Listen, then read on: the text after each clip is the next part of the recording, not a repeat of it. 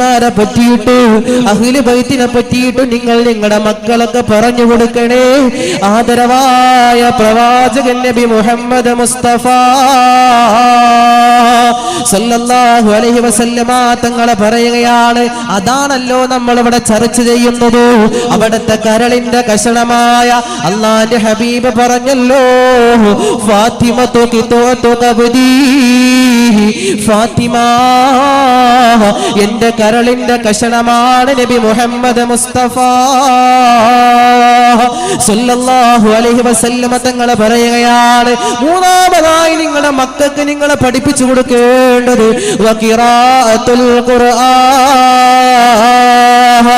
ഖുർആൻ ഓതാൻ നിങ്ങളുടെ മക്കൾക്ക് നിങ്ങളെ പഠിപ്പിച്ചു കൊടുക്കണേ. ആദരവായ നബി മുഹമ്മദ് മുസ്തഫ എന്റെ വിഷയത്തിലേക്ക് തന്നെ ഞാൻ കടന്നു വരികയാണ്. അല്ലാഹുവിന്റെ ഹബീബ് അവിടെന്ന് പറയുകയാണ്, വമൻ അഹബ്ബഹാ ഫഖദ് അഹബ്ബനി, ആരെന്റെ ഫാത്തിമയെ ഇഷ്ടപ്പെട്ടുവോ അവരെന്നെ ഇഷ്ടപ്പെട്ടതുപോലെയാണ് നബി മുഹമ്മദ് മുസ്തഫ.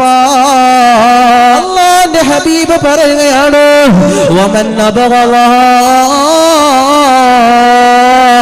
ഫഖദ് അബഗളനി,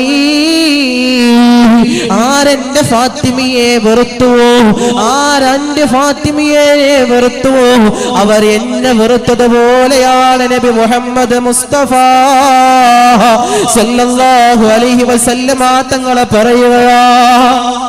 അല്ലാഹുവേ, ഞങ്ങളുടെ ഉമ്മമാരെയൊക്കെ മഹദിയാകുന്ന ഫാത്തിമ ബീബി റളിയല്ലാഹു തആല അൻഹ കടക്കുന്ന സ്വർഗ്ഗത്തിലേക്ക് ഉൾപ്പെടുത്തണേ അല്ലാഹ്.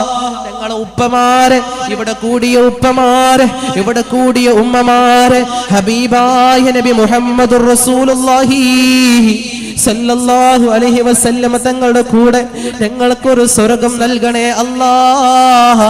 അവിടെ കടക്കാനുള്ള ഭാഗ്യം നൽകണേ അല്ലാഹ്.